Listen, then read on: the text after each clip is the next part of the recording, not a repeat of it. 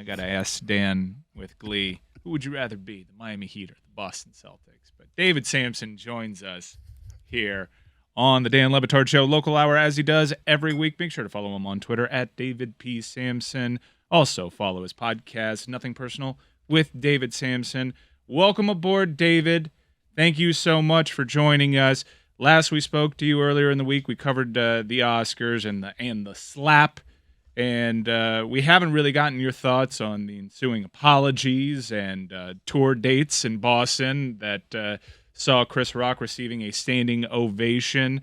Number one, did you and saying that he doesn't have jokes yet. He's still processing what happened, so he's going to take weeks to write the jokes. Yeah, he and his team are developing a plan, I guess. David, I thought it was a fairly good apology from Will Smith, but my main thing, outside of the shock and awe of the slap itself, and that being on live television, which is surreal and a tremendous pop culture moment, was I started feeling really bad almost immediately for Will Smith, because that was a crowning achievement on a very storied career, and it was comeback complete. Hollywood loves a good comeback story, and I thought he ruined that night for himself. And now it's probably going to be the first thing that comes to mind when people think about Will Smith. Really? I think so. I really do. Well, thanks for having me, first of all. And I thought we had an agreement. You're asking me movie stuff. I'm happy to talk about it. I'm asking you pop culture stuff. I'm asking by the you way, pop it's culture. ridiculous. How does it work with Metalark? I know that you guys have a new company and you have all this money, but where is Cody? Like, does he have to show up sometimes for hours? Sometimes he gets to blow off hours. It's all very unclear how you guys do scheduling. Which Cody? But yeah, Chris. Chris? Because you guys are so unbelievable on Twitter, right? Your social media presence. It is just strange to me that I'm happy to come on every week and enjoy it, but then I just get attacked by your people for reasons that are unbeknownst to me, as though they deserve the platform more than I do. Juju and Chris Cote did come after David Sampson on social media, and Jessica was gasping right and left at the back and forth. I accidentally sent that to like the Meadowlark wide Slack room instead of you were a gossip. The LeBatard Show you were a one, gossip. and I didn't realize it till 8 hours later and felt really bad for Chris and Juju. I muted the entire conversation. Chris Cote sent a group text late last night saying that he was actively ducking you this morning. But it's so ridiculous because that's what Billy does and that's what Chris. It makes no sense to me. I'm with you. It's disgusting. Anyway, I'm happy, and I thought that when we talked, it was just me and you today. But anyway, I'm happy to talk about Will Smith and tell you a couple things there. Mike, do not say again that you feel sorry for Will Smith. I'd like you to please feel sorry for Questlove, or feel sorry for the people who made Coda, or Troy Kotzer, or all the great actors. I have to limit my empathy? Yes, you do. You don't get empathy when you do what Will Smith did. And by the way, there is a avalanche against Will Smith now that I did not expect post-Oscars. And it's getting worse by the minute. And the Academy is now going to, I think they're going to absolutely suspend him. They're not going to take away his Oscar, but that was an obit moment for Will Smith, and I don't think he realized it. Yeah, so you kind of agree, maybe not to the degree that I said that it's the first thing that'll come to mind, but it's an obit item. There was a lot of news that trickled out in recent days. Number one, the Oscars said that they asked him politely to leave, and he declined. I don't get that. I don't buy it, and I don't get it. I'm curious to know why you don't buy it. I didn't know that just simply refusing to leave was an option, and then I was reminded we did that exact same thing with Chris Cote. What? Well, I don't even know what you mean. He was fired. He was fired. We took a couple of days off, and then Chris Cote was sitting in the same chair. Well, that's because, Dan, you paid him. Wow, but we refused to leave. We refused to leave. But then you left. Well, but yes. On our own terms. Yeah, 2 months we'll later. Leave when Will Smith was going to be sitting in that Oscar seat until 3 months later. No, we're badasses. We'll leave when it's mutually agreeable to both parties. You really showed ESPN, Dan. You really did. You paid Chris Cote out of your own money and then started your own pirate ship with your own money. Boy, you really screwed them over hard. And they also went on the record to say that the G.I. Jane joke was ad-libbed. It wasn't part of the rundown, and I've got my suspicions there. But also, the hosts have come out. Amy Schumer and Wanda Sykes have all come out mortified, not really truly understanding why Will Smith was allowed to receive this award. And Jim Carrey said if he were in Chris Rock's shoes, he'd sue Will Smith. And now it's gotten to the point on Twitter. Sylvester Stallone, Mike? No, I didn't see Sly. He did a TikTok video that was approved by Facebook, apparently, and their lobbyists. And it said, I'm Sylvester Stallone, and if I had been the host, I would have hit him like a side of beef. Yes. I believe him. And now I think I want to join don't. TikTok, knowing that Sylvester Stallone is on TikTok. But now also, if you come out publicly against Will Smith, people are going to be digging into your past, as Zoe Kravitz and Will Smith and Jim Carrey have found out. So let's get to you not believing that the Oscars asked Will Smith kindly to leave. Well, how does that work? So during a commercial, we've seen on Instagram or various places that how crazy it is during commercials, right? People are getting up and people are visiting and talking, and then the loudspeaker says 30 seconds, take your seats, fillers get ready, and then when you're back on broadcast, live broadcast, it looks as though everyone had just sat there the entire break. So there's no security. People have been saying to me, where was CSC? Like as though Big John was going to be there to stop Will Smith from going on stage to hit. Right? I love so that absurd. reference. Big John. I love that. Wasn't that Gloria's bodyguard for the entire Marlins time? He started by being Dan Marino's. And Wayne Huizinga's. He was Miami's bodyguard. A shout out to, he was also the driver of the bus. Big John would protect anybody from anything. You don't screw with Big John. But there's no Big John at the Oscars. They don't line it like a concert stage, right? Protecting the people on stage. It's ridiculous. So what happened is one of the executives of the branch said to Will Smith, hey, do you think you should, are you stable? Do you think you should leave? And he said, I'm good.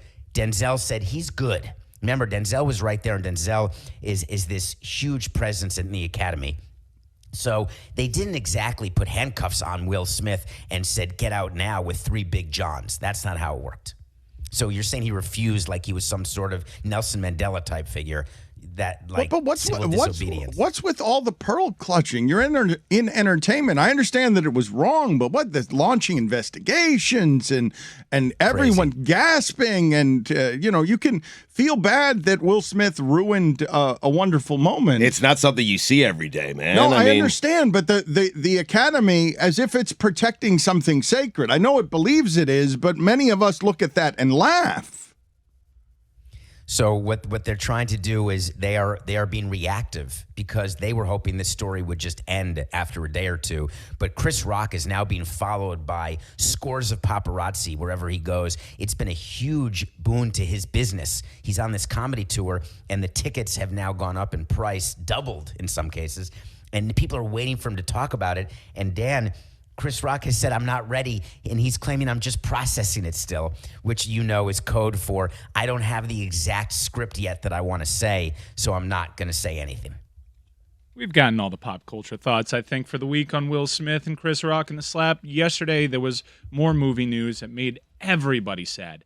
Everybody felt it. Aphasia, Bruce Willis, rumor will Demi Moore come out and confirm what was a swirling Hollywood rumor in recent years that Bruce Willis's health was declining. It might help explain some of the career choices that he's made in recent years. There were a lot of people, Mike, writing us after we talked about like the last 10 years of Bruce Willis, saying things along the lines, hey, he's been forgetting lines and had an earpiece, and his handlers are sending him to do shitty movies because his career is being poorly managed at the end because he's being manipulated. There were people saying that to us when we were asking, what the hell is Bruce Willis doing the last 10 years, the choices he's making? Yeah, I'm not sure about the manipulation. It could be just a personal choice that he made to make sure that he got his financials right as he dealt with this illness. Actually, Nicolas Cage gave a very interesting interview where he explained how he spent through his fortune, and while he believed in every project that he took on projects that most agents would advise against.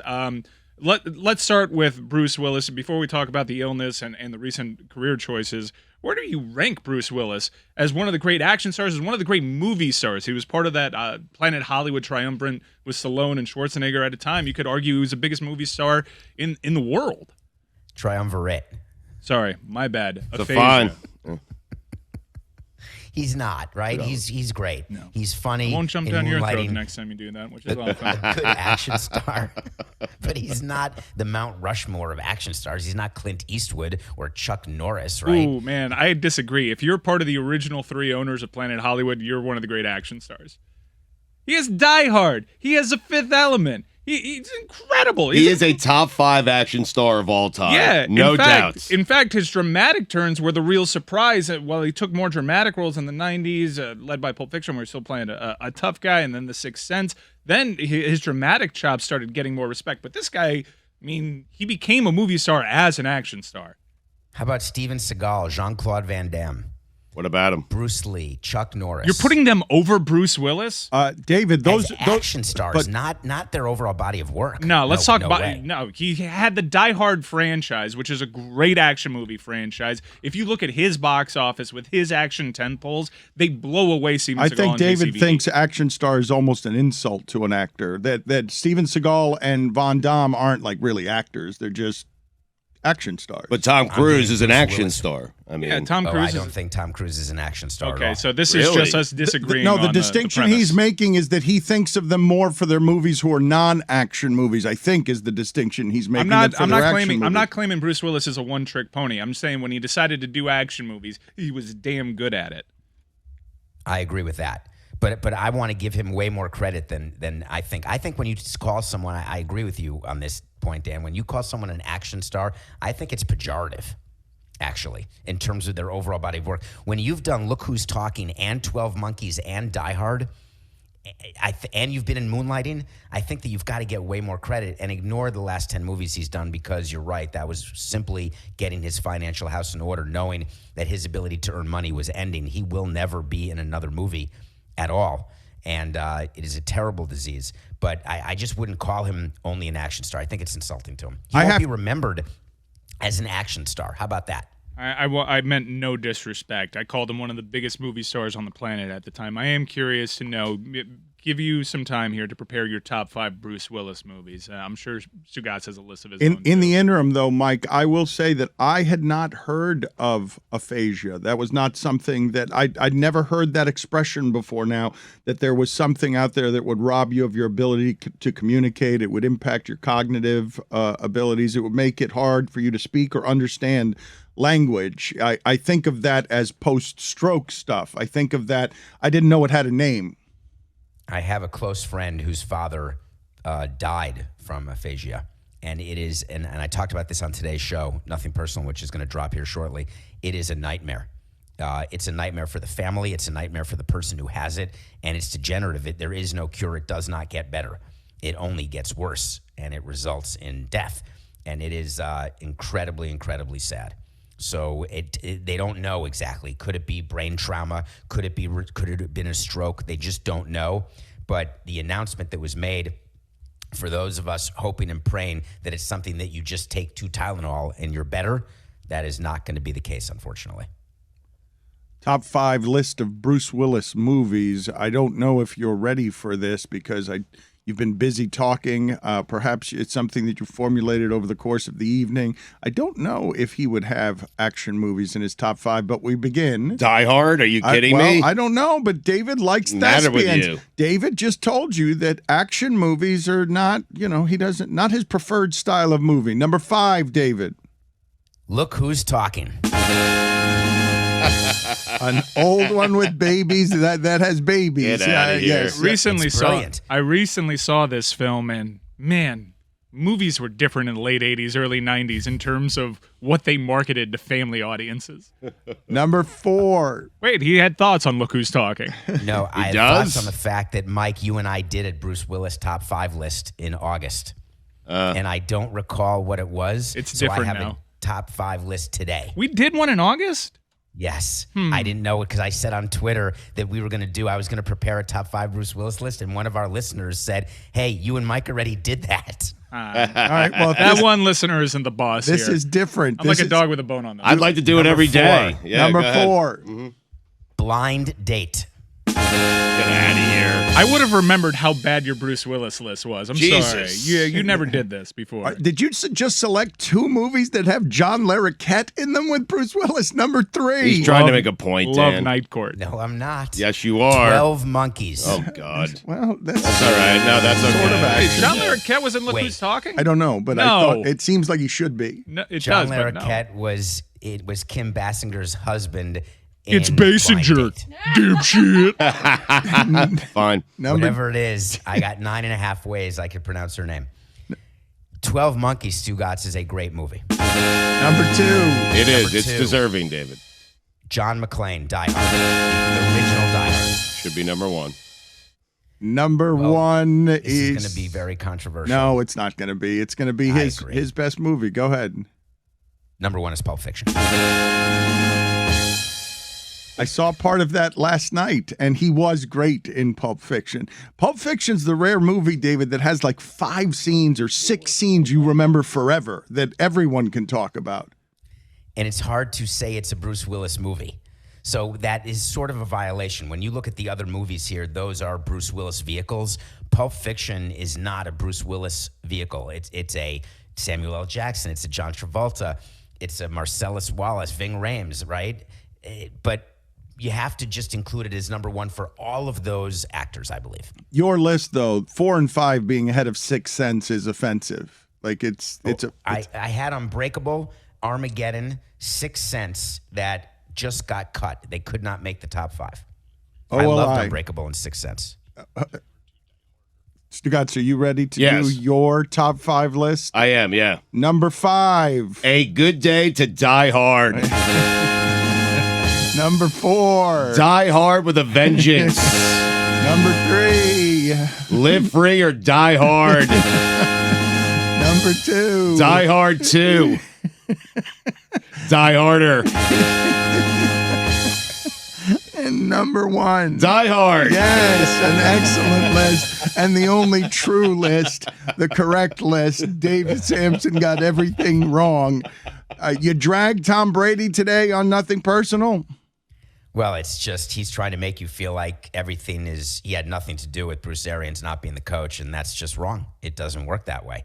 Bruce Arians doesn't make this decision and have it announced this close to Tom Brady coming back, have everything set with the statements that came out from both Tom Brady and Bruce Arians. It's just, it's total manipulation of the fan base and of the media trying to make us believe something that's not true. When Tom Brady went to London to meet with the Glazer family, if you think that this coaching change did not come up, then you just don't have experience in sports. Can you please take us through how you would connect the dots on Tom Brady just got the champion coach of the Bucs removed as a condition of his returning from retirement? Because that's actually exactly how the conversation goes. And you don't have that conversation with the GM, Jason Licht. You don't have it with your coach, Bruce Arians. You have it with the owner. You go right to the owner and explain, here's what's in my head. I'm happy to unretire, and I'm happy to not be traded and not ask you to let me play for the Dolphins or the Niners or any other team. But here's a few rules. And he could have any number of demands that have to do with number of times he has to practice with pads. That could be discussed with the owner. The number of times when he can fly to a road trip, when he can fly home, whether he can fly without the team. I've had players say, I'll talk to you about a contract, but I don't really like team planes. I want to have my own plane. That type of situation. What hotels on the road, where they stay, what the suite's like, all these things, all the way up to who the coach will be. So I just find it to be, just own it if you're Tom Brady. Are you of the belief, you say own it, but you know how these things look, and getting the punctuation right sometimes matters with the optics, and people haven't become that comfortable with player power, not even if he's the one who has it. Are you telling me that you believe that Tom Brady, that this possibly happened? Tom Brady said, get rid of Bruce Arians. They said no. Tom Brady said, I'm going to retire. They said no. Tom Brady retires. They look around. They're like, well, who's worth more? Who's going to fill our stadium next year? Oh, shit. Okay, Tom, ownership level. Tom Brady just was a coach killer. You don't believe it's because Bruce Arians wanted to take care of Todd Bowles with a good team? Well, it's not Kyle Trask. I mean, that's for sure. Right? It's incredible, right? And he wanted to make sure we knew he was healthy, but he was really doing. I've never seen a coach do it ever, where they have said at this stage, you can plan it years out, but happening like this with this timing, and then saying it's because Todd Bowles deserves to not take over a bad team, and we are in a great position where he can continue. By the way, how Todd Bowles got a 5-year contract is also beyond me. That seems a little much, not necessary. But yeah, I can tell you that Tom Brady did not negotiate this post-retirement. I believe the actual retirement was just a reaction to him not controlling the narrative. David, you say 5-year contract. Come on. You know what just happened there. They've got an entire minority problem that the Bucs just helped them with, or Tom Brady just helped them with, and so they gave a coach security or the appearance of security. But it's still, when you're paying a minority coach who's not coaching, they don't count in the stats. You need them to actually be the coach for it to be a stat. And we shouldn't mention that credit to Bruce Arians, despite being a total a-hole, or at least giving off the appearance that he acts like an a-hole all the time, he had one of the more diverse staffs in NFL history when he won that Super Bowl, and he's always championed the cause of minority I communities. really don't believe those thoughts. I know, despite What? being an a-hole was not Can necessary. they exist I think together? it's pretty seriously. irrefutable. Okay, Just well- dig into But this. an a-hole doesn't do what he just did. I mean, No, wait a No, minute. an a-hole can be nice to their friends. Okay. A-holes are multifaceted. A-holes can be diverse. A-holes can have friends. I just didn't think it was necessary to praise his staff while calling him Wanted to an get that a-hole. out there. But generally, a-holes should be used for one thing. Sometimes they're not, but right? So Bruce Arians can be that, and it can manifest itself in many different ways, can't it? But I just want to say that Bruce Arians did not choreograph this. This wasn't his doing, David- because he wanted to step away. How big a story is this, and how can we not get at the truth and the tentacles? Why are they going to lie to us? We were just talking this week, David, about how the Miami Heat broadcast scrubbed as propaganda, just sort of scrubbed that fight on the sidelines, and whether you want truth from your cathedral. Like, these people can't tell us the truth. You believe the truth is a nefarious one, that it would stick to Tom Brady, but that's not going to stick to Tom Brady, is it? Because he's just going to deny it, and it's going to look like that, but nobody's going to be able to prove, hey, Tom Brady just guillotined Bruce Arians. Why wouldn't he own that? Because I of think how it's it looks. outstanding. Because of how it looks. Because I think his people- image. it's not team player. Tom Brady has been respect authority guy until he got to his 40s. Respect authority. I'm a good soldier on behalf of Michigan, on behalf of my dad, on behalf of the organization, on behalf of my coach. But I think he left that to flex some muscle here. But I mean, but but Stugotz, how often do you see this? How often do you see this circumstance? Guy retires and he's a coach killer. Like, he's not going to get any coach killer stuff, but he just got Right. because the coach hasn't been he's fired. a coach maker, though, Dan. He made Bruce Arians. He won him a Super Bowl. He made Bill Belichick. He's going to make Todd Bowles. That's what he does. But Stugotz, he just took over leadership of the organization. I'm not objecting He deserves to it. it. I love it when players get that, but anytime throughout history when a player does this, this is the only one you've ever endorsed But doing this this. player, I mean, You think Todd Bowles is going to win a Super Bowl with Tom Brady?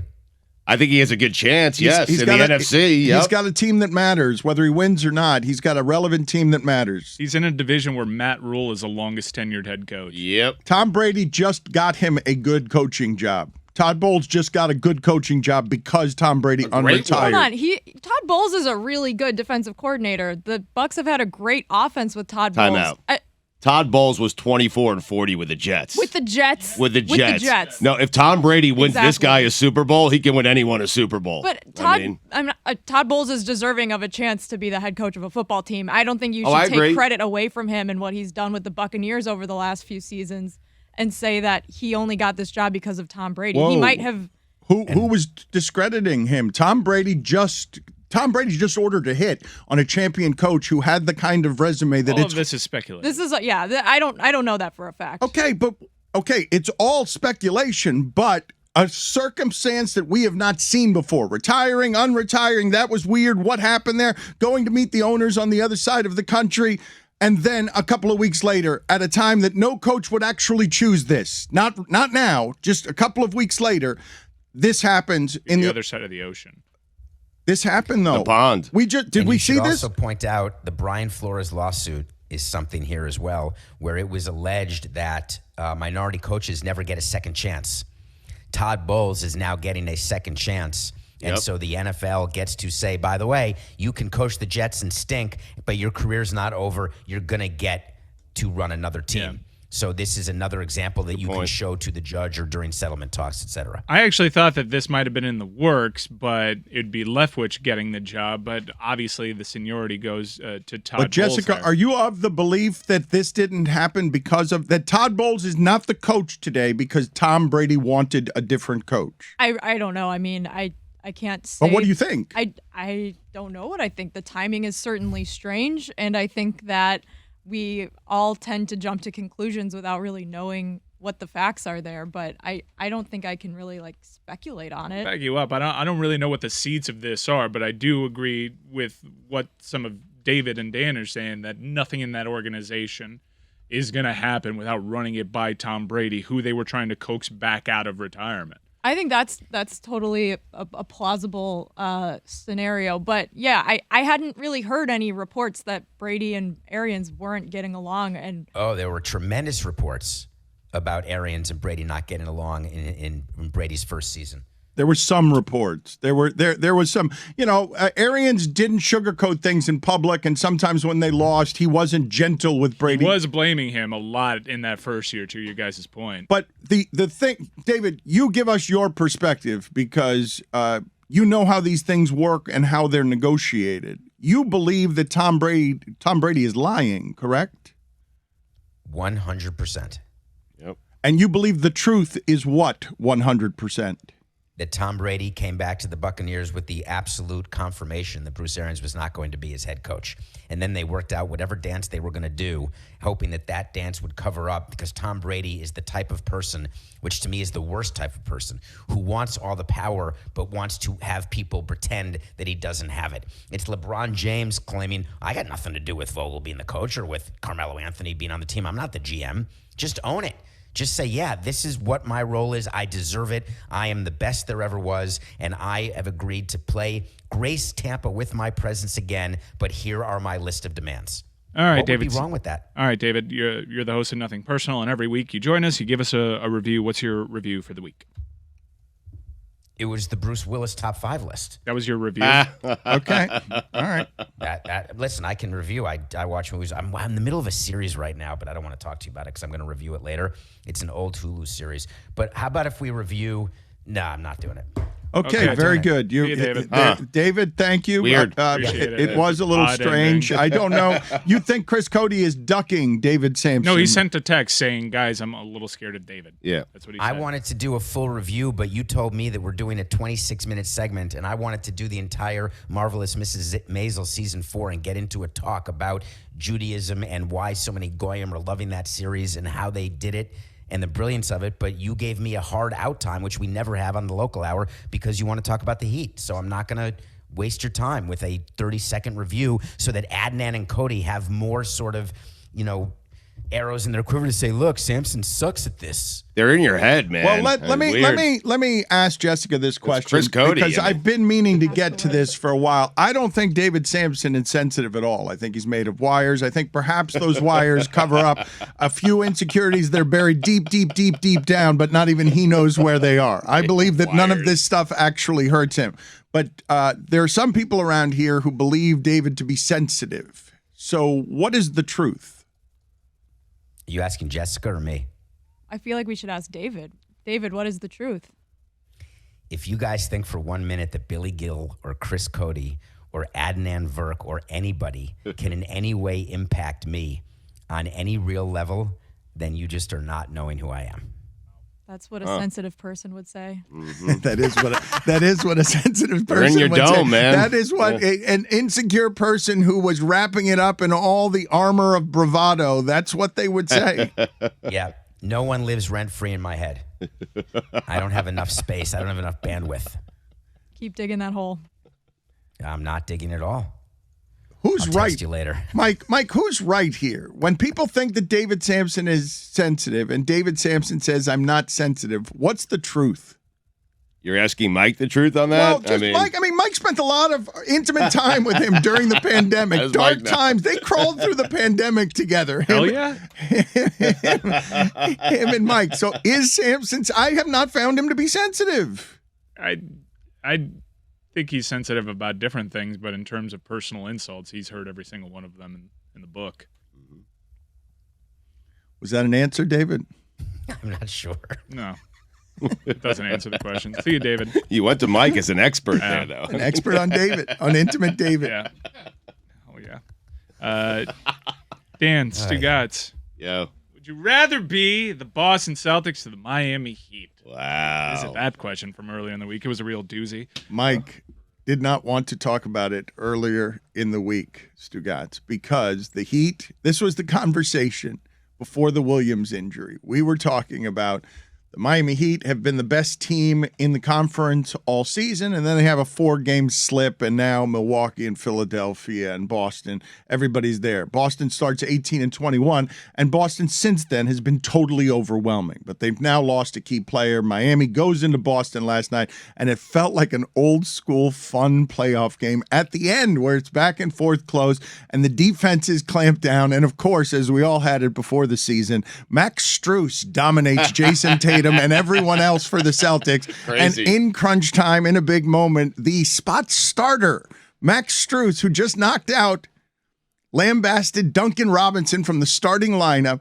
goes into Boston, where Chris Bosh was once afraid, and gets 2 blocks and takes a charge and dominates the game defensively. When I tuned in with 4 minutes left, I had the legitimate question. It was my only observation. They're playing Max Strus at the end. They've gone into the Garden, and they need this game. Fourth quarter minutes. And in the last, no, not fourth quarter minutes. Late game minutes. He's their closer. I'm out there, and I'm like, wait a minute. So the guy you just put in the starting lineup, who I did not know before this season, and I'm not sure in a Tamiami pickup game, he's taller than you think, but just based on appearances, I'm not totally sure he's somebody who would get drafted high if we did not see a basketball In any bounce. draft, you're taking that dude high. As someone that has seen him in the flesh, as someone that has been like, wow, you're tall. Yes, tall and beautiful. Light eyes, olive skin. Yes. Dude's got it cooking. Not a lot of muscle definition, though, No, on Max he can Strus. work on that. My mother creeps me out. She's a near 80-year-old woman, sends me pictures of him from the sidelines because she's leering at him. She's What? just, yes. And What's wrong with that? well, my father doesn't love it. You might say, what's wrong with that? But my father Bobby's doesn't. jealous? The parts that get awakened in my mother when watching Max Strus shoot from half court are not something my father has seen since perhaps I was being thought about.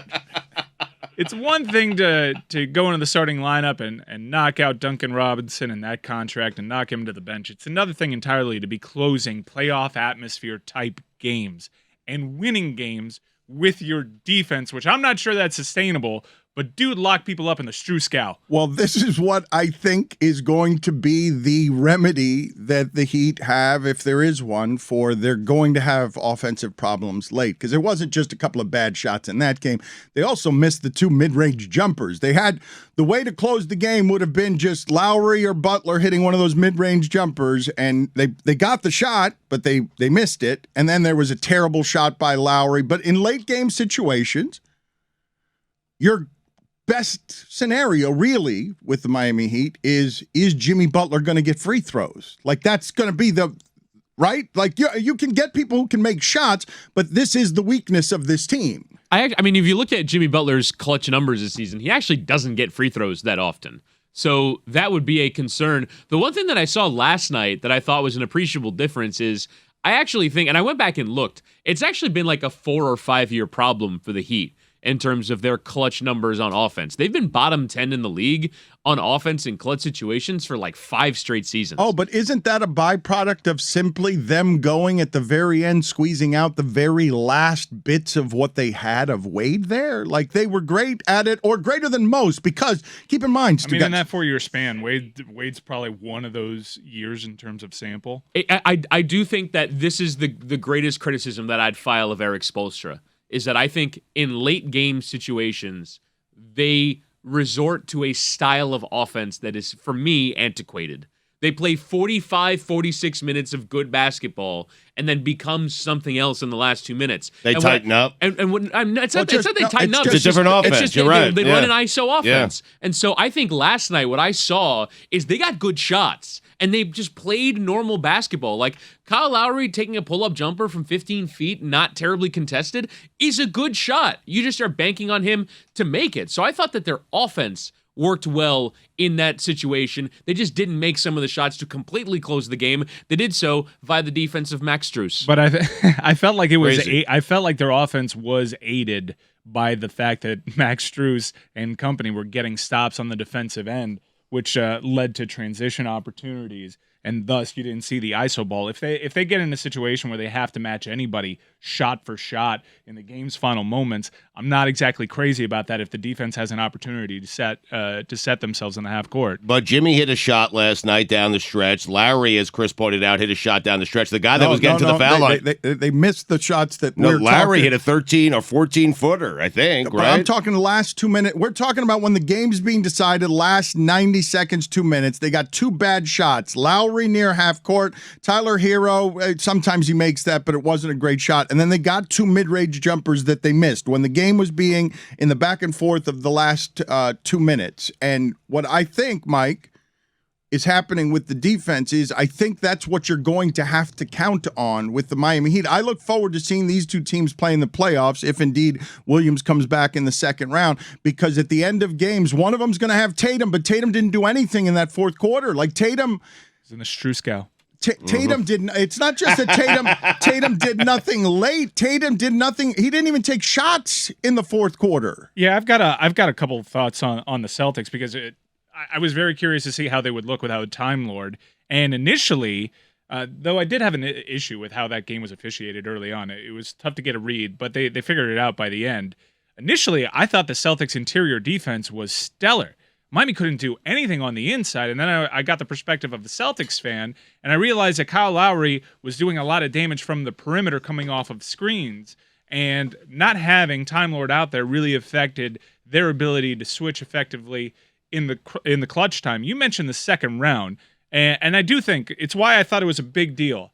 And why I felt confident at answering your question after the injury. You were scared. You were. I was getting scared. Stugotz, the last 3 months, the Celtics have been top three in defense, offense, and point differential, and two of those top threes are ones. So they lead in point differential, they lead in defense, and then third in offense. That has been building. Oh, this is a devastating injury for the Celtics because they were absolutely trending toward Tatum becomes star in the finals going against the Suns.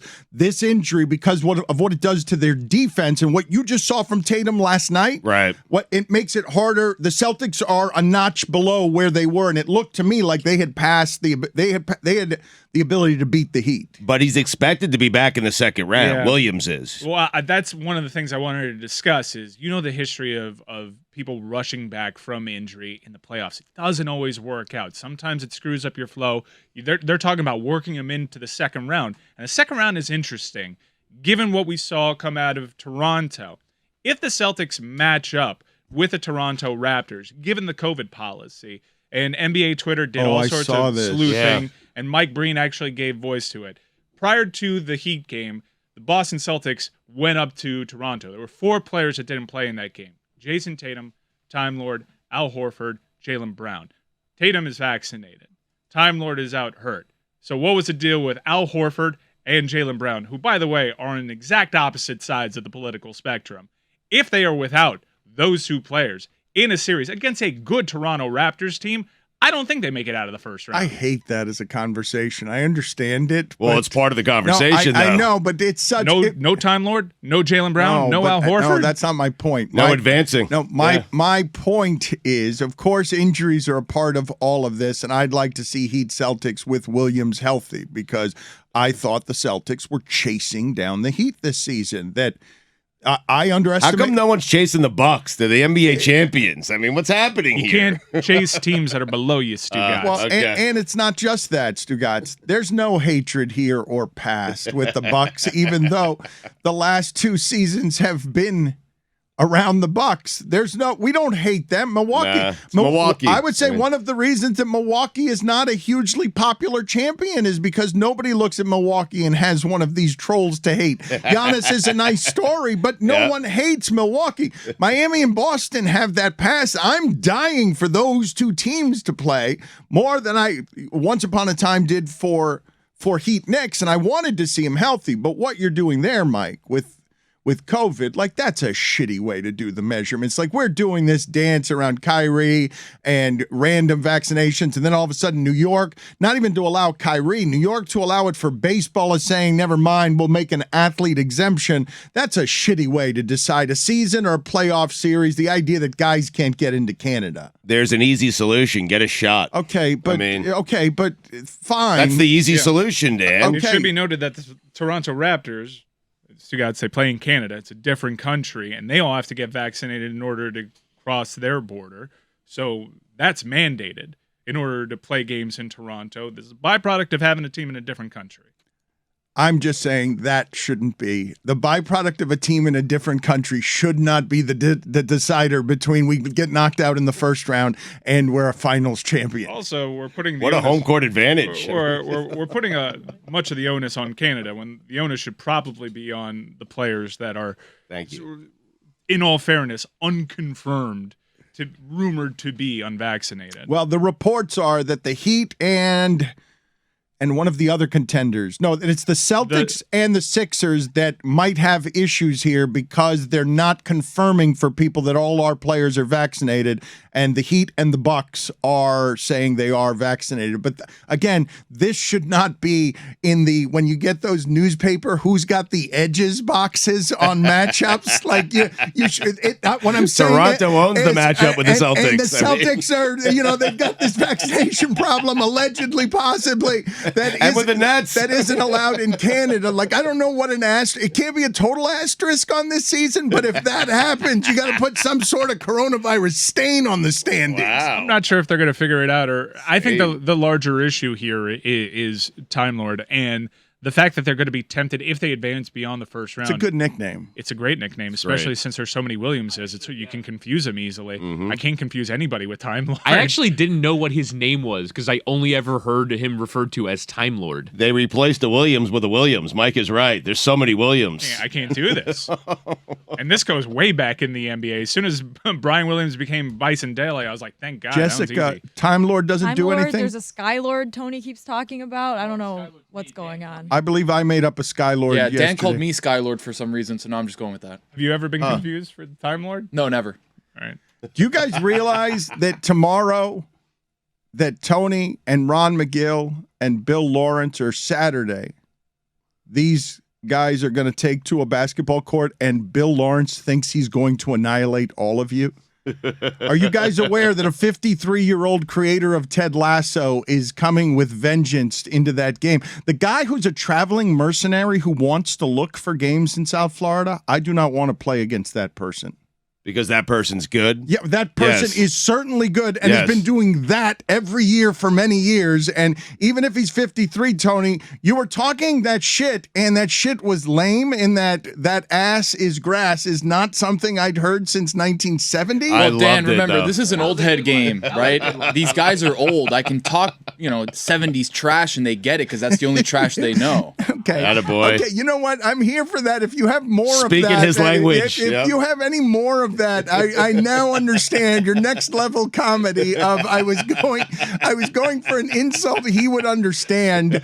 Put it on the poll, please, Whittingham, at Le Batard Show. Would you ever feel genuinely threatened by someone who spits at you, your ass is grass? We come back to the Brady Arians conspiracy theory for a second, because I've been down a rabbit hole. Mike and Whitty both told me off air that there was some animosity between the two in 2020. But I can't really find any smoking gun here other than Brady was in Manchester with the Glazers. Oh, I've got several quotes. I've actually been pulling some quotes from Bruce Arians over the course of time of his public read criticisms. Them to convince me of this conspiracy Okay, well, theory. this is Jessica. I'm glad that you were reasonable about this, but I also thought you were too cautious for the medium. In that speculation is a place where we thrive, and Bruce Arians is out, and we don't know the facts, but some of the facts make it look like, hey, that weird retirement by Tom Brady might have been a power play. It allows all the talk to happen because the set of circumstances are so strange and include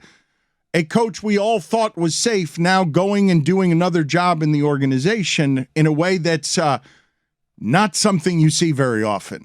Yes, Dan, to be perfectly honest, I misspoke a little in that speculation I think is fine. It was just not presented as speculation immediately. I think we were like acting like it was confirmed fact, which it's not right now. What made me skeptical of all of this in the reporting last night was Rap Sheet tweeting, Bruce Arians really made a fascinating decision. Tom Brady comes back to the Bucs and he knows they'll be good. Rather than have Todd Bowles take over a bad team or one in transition, he chooses now to pass it off. Arians made sure Bowles will coach a good team. That kind of PR spin coming from Rap Sheet, I'm like, there's got to be something going on. Oh, but we don't know for sure yet. No, but look, man, this is the thing I've been telling you about. How do you want your news? These information guys do some spinning on stuff, and there are transactions taking place. There are smoking guns here, right, Whittingham?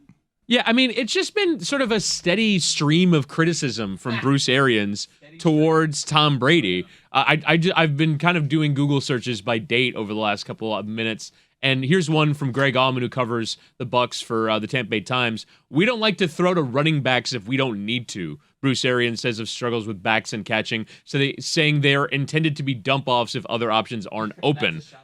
Yeah, it is a shot at Brady because Tom Brady. That's not a smoking gun, Woody. Okay, how about this? If that's our big evidence, that's not a smoking gun. How about this? Listen, it's one example. All Bruce right? Arians isn't afraid to call it his star quarterback after a strip sack fumble that resulted in a loss. He was getting a little greedy and should have got the ball out of his hand and get a field goal. I'll accept that one. Whittingham, hold Wouldn't call on. it smoking. Okay, yeah, I need Stugotz. This is your wheelhouse here. Yep. Okay, what is a smoking gun and what is not a smoking gun here? I believe that you are I believe you're the ruler on this. So was the first one a smoking gun? Because Jessica and Cody were like, that's not a smoking gun. Not smoking. But the second one, Smoking gun. greedy. The word That's greedy. not a smoking gun. It is a smoking gun.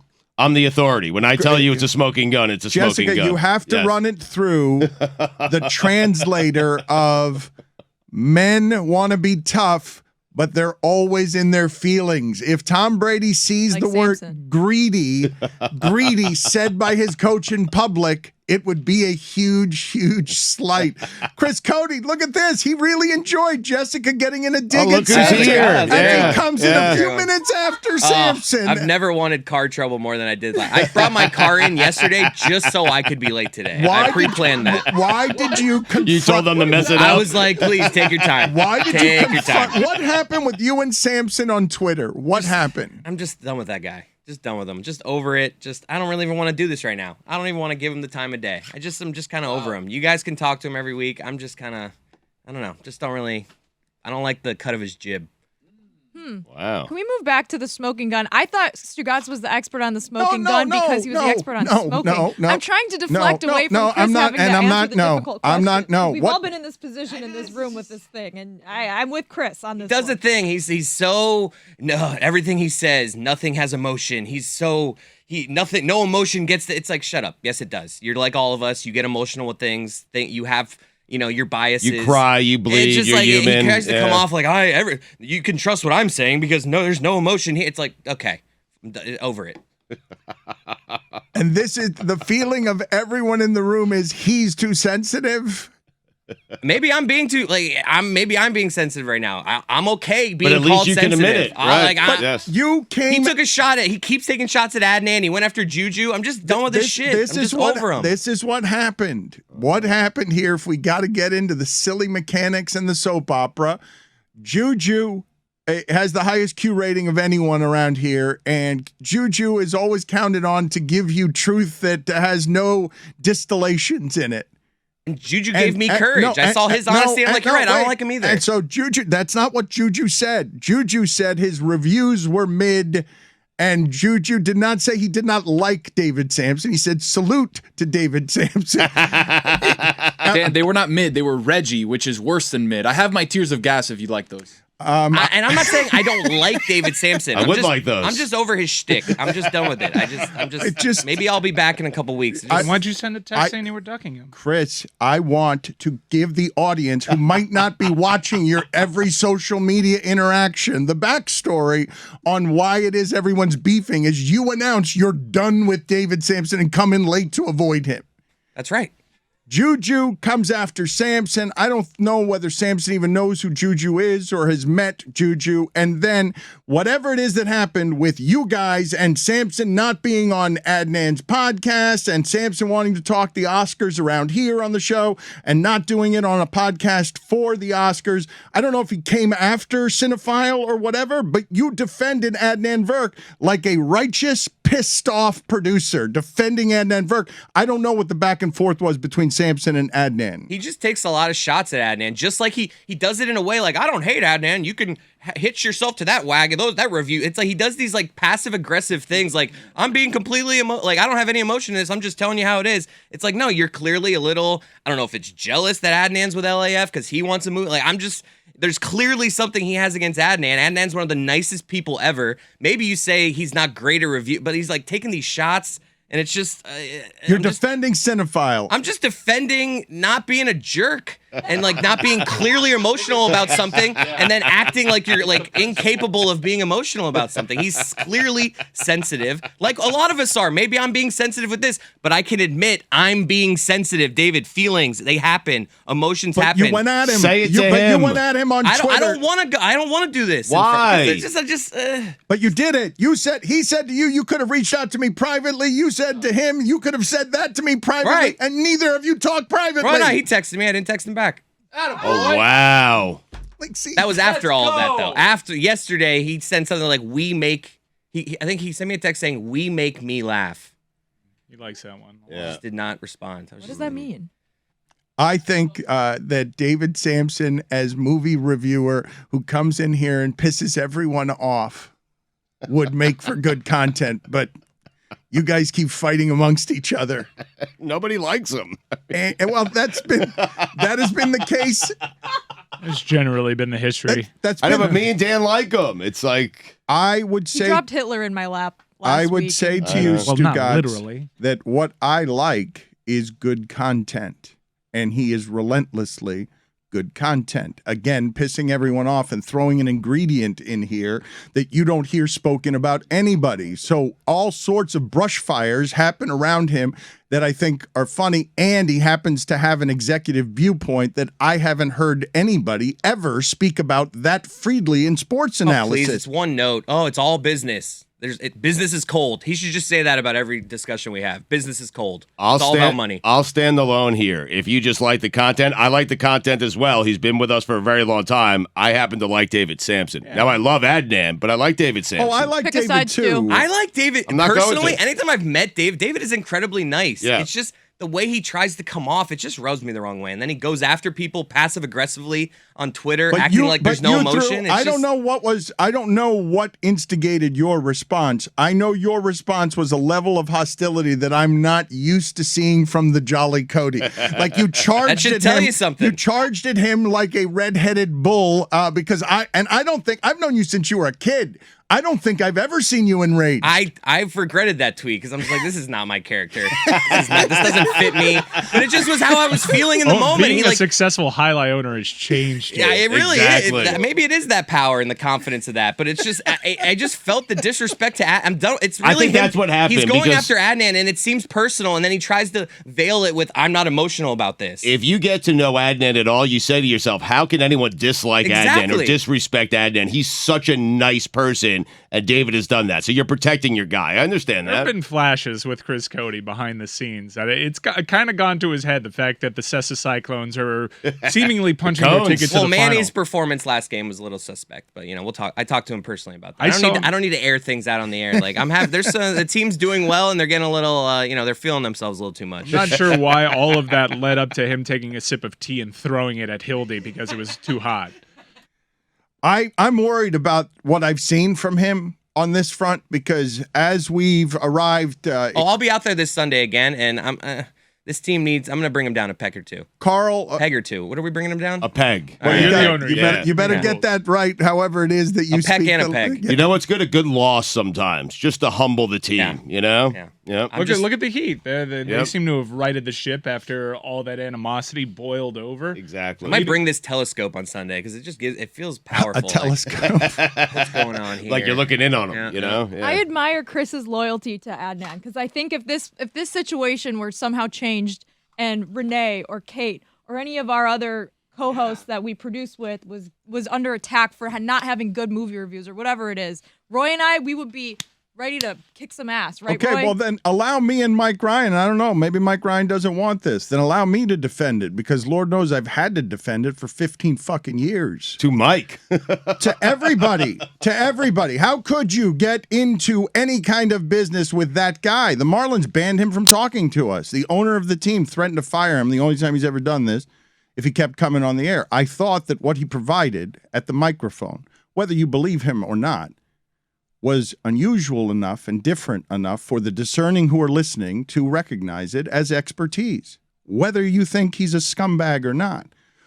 I don't think he fleeced our city illegally. I think sports stadium immorality allowed him to be better at business than our city was. Right. He fleeced the city legally. He did. That's what happened. Yeah. That's He was good at his job, which also made him optically, and I think people are right to say this, feel like he wasn't a good guy. Like, why could you do that? He was doing his job. That's not to excuse it, but in the world of content, I actually like that you don't universally like everybody on the show. Having a beef with David Samson and having someone kind of drive you crazy a little bit, whether it's my Homer takes or David Samson appearing every week and being smug, that's kind of good. That's kind of good for the show. It's good to have a character that's divisive like that. I want in our world what we have had, okay, no matter how weird you think it is, if this world is something, this universe, all of it, Off the Looking Glass and Montgomery and Company and Cinephile, what I'm hoping to give you, what we're hoping to give you as a network is, who's the athlete voice? Okay, Ricky's doing the athlete voice, and Renee is doing the athlete voice, and Kate is doing the athlete voice. And Jessica, when she starts wearing out Bill Lawrence with soccer stories, is doing the athlete. And my Bass Pro Shops hat that I have on right now. And Stan Van Gundy is our coaching voice and executive. And Amin is our executive. And David Sampson is a different perspective on executive. And hopefully what we give you is a broad net and some of the country's finest journalists, and Stugotz. Thank you. As the rodeo clown dancing all over. Very nice of you. The universe, the idea of it, and Cody, old-time dinosaur journalist. Like we're trying to give you a series of voices from generations. We get hit with echo chamber a lot, and every now and then it's refreshing to have someone defend Bruce Arians when he strikes a player. You called him an asshole. I mean, who? Bruce Arians or David? You called Bruce Arians an asshole. Oh, we found more smoking guns, Dan. Get to number 3 here. Let's make a ruling here. I think I've got like a great piece here. Give it to me. So people forget because they lifted the Lombardi Trophy that their offense in particular really struggled. And that's because they were running a different offense than Tom Brady had been running. And you'd think you sign Tom Brady, you run the offense that he's comfortable with, not to bucko Bruce Arians. He said, because you don't change a playbook for 10 guys when you can have just one guy, Tom Brady, be responsible for learning and adapting. I mean, come on. He's not changing the offense for Tom Brady. However, after midseason struggles, the offense did look different, and they were inserting more New England concept. It was very obvious to people watching, although it was a tight ship. No one leaked this out. However, Byron Leftwich slipped up once because Perriman, who came back to the team, who was playing under a different offense, came back. He's like, whoa, things are totally different right now. And thus, the seeds of the power struggle. Smoking gun. I don't think it's smoking. I Yes, think it is. It's a warm gun, like happiness, but it's not smoking. I've got 2 more. Following an interception against Washington in a 29-19 defeat, Bruce Arians was asked about Tom Brady's 2 interceptions, one of which bounced off rookie wide receiver Jalen Darden's hands. The Bucs coach responded, that had nothing to do with receivers. It was him. That's a gun, and it's smoking. The gun's hot. Following I don't see that smoke. performance, Are you Tom kidding Brady. me? Wait a minute. No one criticizes Tom Brady. what are the okay? levels of this? How do I Nobody. make this gun smoking? That was What- pretty what- bad. Pull the Yes. trigger, But what do you right? think? Wait a minute. How do you make the leap from warm to hot to smoking gun? Because I feel like smoking and hot are the same gun. That was pretty good. I don't know. I don't see like a real. I don't see any proof yet. I need Come the on, dagger. I Whittingham. need to know what Whittingham, he give her something No one that's talks to Tom Brady like this in his life. I don't The want proof is he won Bruce Arians a Super Bowl, and Arians spent the that's- entire that- time that- criticizing that's him not a along the way. That's not a smoking gun. It is for me, but what else? Following that defeat, Bruce Arians called the Bucs a dumb football team. Wow. And Tom Brady responded on his radio show by saying, hopefully we're all very receptive to it, because that's what being a player is, and that's what being a great teammate is. He did say it like that. Yes. Yes, that's Yes. exactly how when he was practicing it in the mirror with his Botox He was like dancing face while trying, saying it. Tom Brady. Is the gun smoking now? Oh, I it's don't smoking. know. I mean, All it's right. heating up. All right, but all right. Jessica? How about Jesus. this one? I found one that'll absolutely make you think that the gun is smoking. In late December, Bruce Arians said, and I quote, "It's very obvious that he had something done to his hair." And fillers, absolutely 100%. No. Everyone wants to talk about how he's aged gracefully, but no one wants to acknowledge the grim over. reality That's it. that he has done stuff to his face. Sealed Holy his fate. shit, that Yeah. is a smoking gun. Oh my God, Brady got him fired. Ladies and gentlemen, we got him.